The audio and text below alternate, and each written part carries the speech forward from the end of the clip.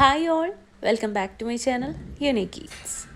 ഇന്ന് ഞാൻ വന്നിട്ടുള്ളത് റെസിപ്പി വീഡിയോ ആയിട്ടൊന്നുമല്ല, നമുക്ക് എല്ലാവർക്കും യൂസ്ഫുൾ ആവുന്ന ഒരു ടിപ്പായിട്ടാണ്. അതേപോലെ തന്നെ ബേക്കിങ്ങിൽ നമ്മൾ എപ്പോഴെങ്കിലുമൊക്കെ വരുത്തുന്ന ഒരു മിസ്റ്റേക്കും കൂടിയാണ് കേട്ടോ ഇത്. കുറേ ആൾക്കാർ എൻ്റെ അടുത്ത് ചോദിക്കാറുണ്ട് കേക്ക് ഉണ്ടാക്കുന്ന സമയത്ത് ആവശ്യത്തിനുള്ള ഹൈറ്റ് കിട്ടുന്നില്ല എന്ന്. അപ്പോൾ അതിൻ്റെ റീസൺസ് എന്താണെന്നും അത് ശരിയാക്കാനുള്ള ടിപ്സ് എന്തൊക്കെയാണെന്നാണ് ഇന്നത്തെ വീഡിയോയിലൂടെ ഞാൻ ഷെയർ ചെയ്യുന്നത്. അപ്പോൾ വീഡിയോ മുഴുവനായിട്ട് കാണുക. പിന്നെ നിങ്ങൾ ആദ്യമായിട്ടാണ് ഈ ചാനൽ കാണുന്നതെന്നുണ്ടെങ്കിൽ ഒന്ന് സബ്സ്ക്രൈബ് ചെയ്യുക. അതേപോലെ നമ്മുടെ ഇപ്പോഴത്തെ ഈ ഒരു ഗിവ് അവേയിൽ പാർട്ടിസിപ്പേറ്റ് ചെയ്യാത്തവരാണെന്നുണ്ടെങ്കിൽ നിങ്ങൾ ഇക്കാര്യം മാത്രം ചെയ്താൽ മതി. ഞാൻ 27th വരെ ഇടുന്ന എല്ലാ വീഡിയോസും കാണുക. അതേപോലെ തന്നെ അത് ലൈക്ക് ചെയ്യുക, എന്തായാലും കമൻറ്റ് ചെയ്യുക. കമൻറ്റിൽ നിന്നാണ് ഞാൻ വിന്നറെ സെലക്ട് ചെയ്യുക കേട്ടോ. അപ്പോൾ എല്ലാവരും ഗിവ് അവേയിൽ പാർട്ടിസിപ്പേറ്റ് ചെയ്യുക. നമുക്ക് വേഗം തന്നെ വീഡിയോയിലേക്ക് പോവാം. നമ്മൾ സാധാരണ കേക്ക് ഉണ്ടാക്കുന്ന അതേ മെത്തേഡിൽ കേക്ക് ഉണ്ടാക്കുന്ന സമയത്ത് ചിലപ്പോൾ ഹൈറ്റ് കൂടിയിട്ട് കിട്ടും, ചിലപ്പോൾ ഹൈറ്റ് കുറഞ്ഞിട്ട് കിട്ടും. അങ്ങനെ എപ്പോഴെങ്കിലുമൊക്കെ നിങ്ങൾക്ക് സംഭവിച്ചിട്ടുണ്ടാവും അല്ലേ? അപ്പോൾ നമ്മൾ ഈ ഒരു കേക്കിന് ഹൈറ്റ് കിട്ടേണ്ട കാര്യത്തിൽ നമ്മൾ ഫോളോ ചെയ്യേണ്ട കുറച്ച് കാര്യങ്ങളുണ്ട്. അത് അതേപോലെ തന്നെ നമ്മൾ ഫോളോ ചെയ്ത് കഴിയുകയാണെന്നുണ്ടെങ്കിൽ നമുക്ക് വളരെ പെർഫെക്റ്റ് ആയിട്ടുള്ള നല്ല ഹൈറ്റോട് കൂടിയിട്ടുള്ള കേക്ക് തന്നെ ചെയ്തെടുക്കാൻ വേണ്ടിയിട്ട് പറ്റും. ഇത് ഞാൻ 3 മുട്ട വെച്ചിട്ട് ചെയ്തെടുത്തിട്ടുള്ള ഒരു കേക്കാണ് കേട്ടോ. നല്ല ഹൈറ്റുള്ള കേക്കാണ്. അപ്പോൾ ഈ ഒരു കേക്ക് ഞാൻ ഇത്രയും ഹൈറ്റ് കിട്ടാൻ വേണ്ടിയിട്ട് കുറച്ച് ടിപ്സൊക്കെ യൂസ് ചെയ്തിട്ടുണ്ട്. അതെന്താണെന്ന് ഞാൻ വീഡിയോയുടെ ലാസ്റ്റ് പറയാം. ആദ്യം നമ്മൾ ഈ ഒരു ബേക്ക് ചെയ്യുന്ന സമയത്ത് എന്തൊക്കെ മിസ്റ്റേക്ക് വരുത്തിയിട്ടാണ് നമ്മുടെ കേക്കിന് ഹൈറ്റ് കിട്ടാതാവുന്നതെന്ന് ആദ്യം തന്നെ പറയാം. കേക്കിൽ നമ്മൾ ഡ്രൈ ഇൻഗ്രീഡിയൻസ് ചേർക്കുന്ന സമയത്ത് കേക്ക് പൊങ്ങി വരാൻ വേണ്ടിയിട്ട് ഏറ്റവും കൂടുതൽ ഹെൽപ്പ് ചെയ്യുന്ന 2 സാധനങ്ങളാണ് ബേക്കിംഗ് പൗഡറും ബേക്കിംഗ് സോഡയും. ഞാൻ എൻ്റെ റെസിപ്പീസിൽ ബേക്കിംഗ് സോഡ അങ്ങനെ യൂസ് ചെയ്യാറില്ല, പക്ഷേ യൂസ് ചെയ്യുന്നവരുണ്ടാവും. അങ്ങനെ യൂസ് ചെയ്യുന്നവർ ശ്രദ്ധിക്കേണ്ട ഒരു കാര്യമാണ്, നിങ്ങളുടെ ഈ ഒരു ബേക്കിംഗ് പൗഡറും ബേക്കിംഗ് സോഡയും എക്സ്പയർ ആയിട്ടുള്ളതാണെന്നുണ്ടെങ്കിൽ, അതേപോലെ നിങ്ങൾ ഈ ഒരു 2 സാധനങ്ങളും ഫ്രിഡ്ജിലാണ് സൂക്ഷിച്ച് വെക്കുന്നതെന്നുണ്ടെങ്കിൽ ഈ 2 സാധനത്തിനും അതിൻ്റേതായ ഒരു എഫക്റ്റ് കേക്കിൽ കൊടുക്കാൻ വേണ്ടിയിട്ട് പറ്റില്ല. കേക്ക് നല്ലപോലെ പൊങ്ങി വരാനും അതേപോലെ തന്നെ കേക്കിന് ഹൈറ്റ് കിട്ടാൻ വേണ്ടിയിട്ടും ഈ ഒരു 2 സാധനത്തിനും ഹെൽപ്പ് ചെയ്യാൻ വേണ്ടിയിട്ട് പറ്റത്തില്ല. നമ്മൾ ഫ്രിഡ്ജിൽ വെച്ച് കഴിഞ്ഞാൽ അതിന് ഉള്ള ആ ഒരു എഫക്റ്റിൻ്റെ അളവ് കുറയും. അതേപോലെ തന്നെ നമ്മൾ ഈ ഒരു പാക്കറ്റിലായിരിക്കും ഈ ഒരു സംഭവം വരുന്നത്. കൂടുതലും പാക്കറ്റിലാണ് ഉണ്ടാവാറുള്ളത്, ബോട്ടിലുള്ളതും ഉണ്ട് കേട്ടോ. അപ്പോൾ പാക്കറ്റിലുള്ളത് നമ്മൾ പൊട്ടിച്ച് അതേപോലെ തന്നെ കുപ്പിയിലോട്ടൊന്നും മാറ്റാണ്ട് ആ ഒരു പാക്കറ്റ് അതേപോലെ ക്ലോസ് ചെയ്ത് വെച്ച് കഴിഞ്ഞാലും അതിൻ്റെ എഫക്റ്റ് കുറയാനുള്ള ചാൻസ് ഒരുപാടാണ്. അപ്പോൾ നിങ്ങൾ ഈ ഒരു ബേക്കിംഗ് പൗഡറും ബേക്കിംഗ് സോഡയും ഉപയോഗിച്ചതിന് ശേഷം, അതായത് പാക്കറ്റ് പൊട്ടിച്ചതിന് ശേഷം നല്ലൊരു എയർ ടൈറ്റ് ആയിട്ടുള്ള കണ്ടെയ്നറിൽ റൂം ടെമ്പറേച്ചറിൽ പുറത്തെവിടെയെങ്കിലും, നമ്മൾ സാധാരണ ബാക്കിയുള്ള സാധനങ്ങളൊക്കെ എവിടെയാണോ വയ്ക്കാറുള്ളത് അതേപോലെ തന്നെ എവിടെയെങ്കിലും നല്ലപോലെ അടച്ച് സൂക്ഷിച്ച് വെക്കണം.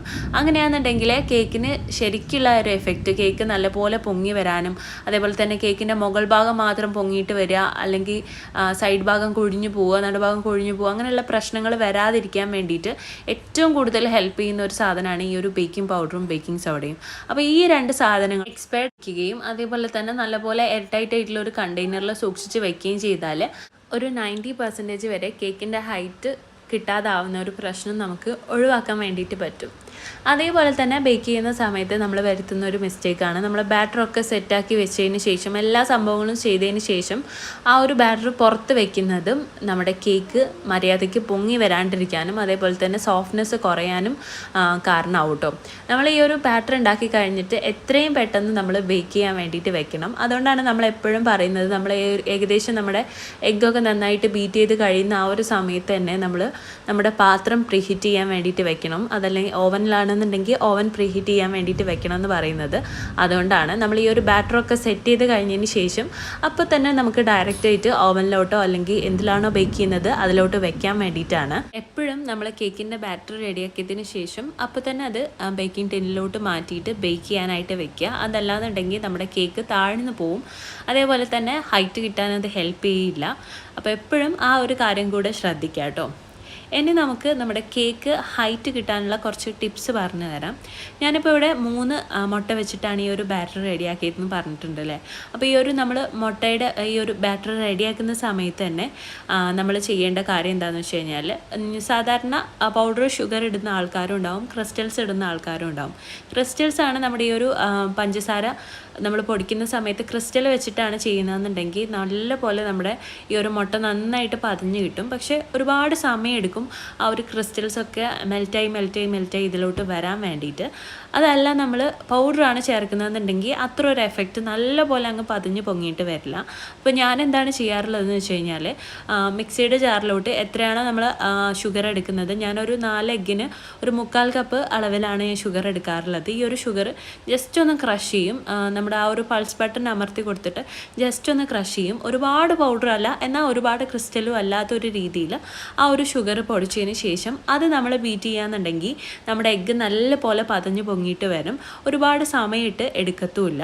അങ്ങനെയാണെന്നുണ്ടെങ്കിൽ നമുക്ക് 3 മുട്ട വെച്ചിട്ടും 4 മുട്ടയുടെ ആ ഒരു അളവിലുള്ള ബാറ്റർ നമുക്ക് റെഡിയാക്കാൻ വേണ്ടിയിട്ട് പറ്റും. അപ്പോൾ 4 മുട്ടയ്ക്കാണെന്നുണ്ടെങ്കിൽ നമുക്ക് അതിലും നല്ലപോലെ നല്ല ഹൈറ്റുള്ള കേക്ക് കിട്ടാൻ വേണ്ടിയിട്ട് അത് ഹെൽപ്പ് ചെയ്യും. അതേപോലെ നിങ്ങൾ ക്രിസ്റ്റൽ മാത്രം ഇട്ട് ചെയ്യാന്നുണ്ടെങ്കിൽ ചിലപ്പോൾ അത് നന്നായിട്ട് ബീറ്റ് ആവാതെ നമ്മൾ കേക്ക് ബേക്ക് ചെയ്യാൻ വെക്കുന്ന സമയത്ത് ബേക്കായി വന്നതിന് ശേഷം കേക്കിൻ്റെ അടിഭാഗത്ത് ഈ ഒരു ക്രിസ്റ്റൽസ് ഒക്കെ പോയി നിന്നിട്ട് ആ അടിഭാഗം മാത്രം, ആ ഒരു പഞ്ചസാരയുടെ ഭാഗം മാത്രം അങ്ങ് കരിഞ്ഞു പോകാനുള്ള ചാൻസ് ഉണ്ട്, നമ്മൾ നല്ലപോലെ ഈ ഒരു പഞ്ചസാര മെൽറ്റ് ആയിട്ടില്ല എന്നുണ്ടെങ്കിൽ. അപ്പോൾ പഞ്ചസാര നിങ്ങൾ മിക്സ് ചെയ്യുന്ന സമയത്ത് ഈ ഒരു രീതിയിൽ ചെയ്ത് നോക്കിക്കഴിഞ്ഞാൽ അതിൻ്റെ ഡിഫറൻസ് നിങ്ങൾക്ക് ശരിക്കും മനസ്സിലാവും.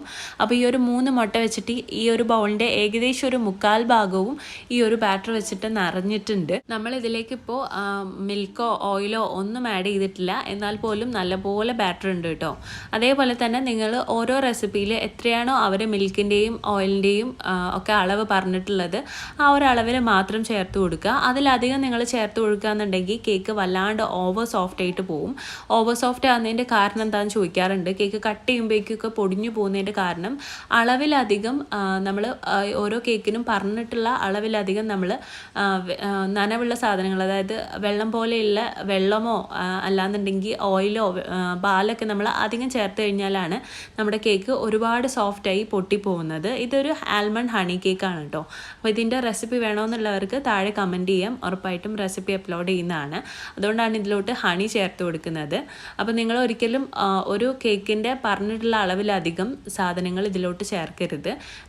അതായത് ഇതേപോലുള്ള മിൽക്കും ഓയിലും ഒന്നും അധികം ചേർക്കരുത്. അങ്ങനെ അധികം ചേർത്ത് കഴിഞ്ഞാലും നമ്മുടെ കേക്ക് ഓവർ സോഫ്റ്റ് ആയി പോകാനുള്ള ചാൻസ് ഉണ്ട്. അതേപോലെ തന്നെ കേക്കിന് ഹൈറ്റ് കിട്ടാൻ വേണ്ടിയിട്ട് ഞാൻ ചെയ്യുന്ന വേറൊരു കാര്യം എന്താണെന്ന് വെച്ച് കഴിഞ്ഞാൽ, ഇതേപോലെ നമുക്ക് എത്രയാണോ ബാറ്റർ ഉള്ളത് ആ ബാറ്റർ 2 പാത്രങ്ങളിലാക്കി ഡിവൈഡ് ചെയ്തതിന് ശേഷം ബേക്ക് ചെയ്യുക എന്നുള്ളതാണ്. ഇതുകൊണ്ട് 2 മെച്ചങ്ങളുണ്ട്. ഒന്ന്, നമ്മുടെ കേക്ക് നല്ല ഹൈറ്റ് കിട്ടും, അതേപോലെ തന്നെ ബേക്കിംഗ് സമയം കുറയുകയും ചെയ്യും. നമുക്ക് പെട്ടെന്നൊക്കെ ഒരു കേക്ക് ഉണ്ടാക്കണമെന്നുണ്ടെങ്കിൽ നമുക്ക് ഈ ഒരു കേക്ക് ഞാൻ ഒരു കേക്ക് ഏകദേശം ഒരു 10 മിനിറ്റിനുള്ളിൽ ഈ ഒരു കേക്ക് റെഡി ആയിട്ട് കിട്ടും. അപ്പോൾ 2 കേക്കും ഒരു 10 മിനിറ്റിനുള്ളിലായി കിട്ടിക്കഴിഞ്ഞാൽ നമ്മുടെ സമയം ലാഭമാണ്, അതേപോലെ തന്നെ നല്ല ഹൈറ്റുള്ള കേക്ക് കിട്ടുകയും ചെയ്യും. നമ്മൾ സാധാരണ ചെയ്യുന്നത് പോലെ ഈ ഒരു ബാറ്റർ മുഴുവൻ ഈ ഒരു 6 ഇഞ്ചിൻ്റെ പാത്രത്തിലാക്കി കഴിഞ്ഞാൽ ഇതിന് സാധാരണ ആ ഒരു 6 ഇഞ്ചിൻ്റെ പാത്രത്തിൻ്റെ ഹൈറ്റ് മാത്രമേ കിട്ടുള്ളൂ. നിങ്ങൾ ടെസ്റ്റ് ചെയ്ത് നോക്കിയാൽ നിങ്ങൾക്ക് മനസ്സിലാവും. പക്ഷേ നമ്മളിത് ഡിവൈഡ് ചെയ്ത് ചെയ്യുന്ന സമയത്ത് ആ ഒരു 6 ഇഞ്ച് പാത്രത്തിനേക്കും കുറച്ചും കൂടെ ഒരു 2 ഇഞ്ചും കൂടെ അധികമായിട്ട് നമുക്ക് ഈ ഒരു കേക്ക് കിട്ടും. നിങ്ങൾക്ക് ഈ ഒരു കേക്ക് ബേക്കായി കഴിഞ്ഞതിന് ശേഷമുള്ള ഈ ഒരു വീഡിയോ കാണുമ്പോൾ മനസ്സിലാവും എത്രത്തോളം ഹൈറ്റ് ഈ ഒരു 3 മുട്ട വെച്ചിട്ട് ചെയ്ത കേക്ക് നമുക്ക് കിട്ടിയിട്ടുണ്ടെന്ന്. അപ്പോൾ ഈ ഒരു കാര്യങ്ങൾ ഇതേപോലെ തന്നെ നിങ്ങൾ ഫോളോ ചെയ്ത് നോക്കുക. ഈ ടിപ്സ് ഒന്ന് നിങ്ങൾ ബേക്ക് ചെയ്യുന്ന സമയത്തൊന്ന് പരീക്ഷിച്ച് നോക്കുക, ഉറപ്പായിട്ടും നിങ്ങൾക്ക് യൂസ്ഫുൾ ആവും. നല്ല സോഫ്റ്റ് ആയിട്ടുള്ള കേക്ക്, അതേപോലെ തന്നെ ഹൈറ്റുള്ള കേക്ക് നമുക്ക് വളരെ ഈസി ആയിട്ട് ഉണ്ടാക്കിയെടുക്കാൻ വേണ്ടിയിട്ട് പറ്റും. അപ്പോൾ ഈ ഒരു വീഡിയോ നിങ്ങൾക്ക് യൂസ്ഫുൾ ആവുമെന്ന് വിചാരിക്കുന്നു. വീഡിയോ ഇഷ്ടപ്പെട്ട് കഴിഞ്ഞാൽ ലൈക്ക് ചെയ്യുക, കമൻറ്റ് ചെയ്യുക, ഫ്രണ്ട്സ് ആൻഡ് ഫാമിലിക്കൊക്കെ ഈ വീഡിയോ ഒന്ന് ഷെയർ ചെയ്ത് കൊടുക്കും. പിന്നെ നമ്മുടെ ഗിവ് അവേയിൽ പാർട്ടിസിപ്പേറ്റ് ചെയ്യാൻ ആരും മറക്കരുത്.